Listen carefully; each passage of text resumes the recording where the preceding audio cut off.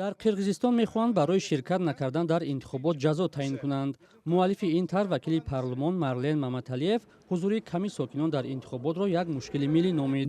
دولت برای گذرانیدن انتخابات از بودجه میلیون ها سوم خرج میکنند، اما در اصل بیهوده است. این یک دلیل روشن است. برای همین روند درستی را باید فکر کنیم که همه شهروندان در روند انتخابات حضور داشته باشند.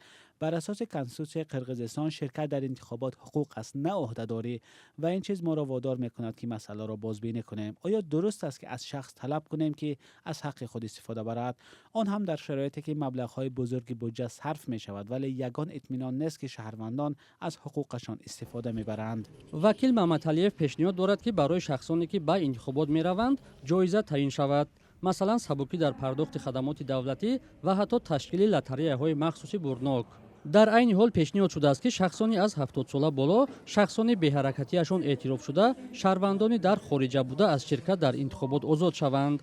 атир Абдурахматова узви пешини комиссияи марказии интихоботи Қирғизистон таъкид мекунад ки лоиҳа вазъи сиёсии кишварро тағйир намедиҳад.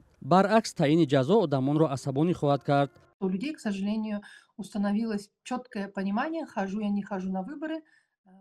афсӯс, дар андешаи одамон ин ақида ҷой шудааст: ман ба интихобот равам ё наравам, овоз диҳам ё надиҳам.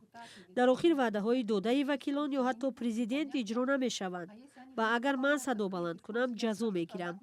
дар натиҷа шаҳрвандон хомӯш мондан, нишастан ва иштирок накарданро интихоб мекунанд, зеро онҳо бовар надоранд. К тому, что это безопасно, нет доверия, что это честно, нет доверия, что это будет справедливо. президент Содир Ҷабборов борҳо гуфтааст ки шаҳрвандонро бояд ташвиқ кард то дар интихобот фаъолона ширкат кунанд. раҳбари давлат ҳамчунин гуфт аксари райдиҳандагон дар интихоботи ахири парлумонӣ ширкат накарданд.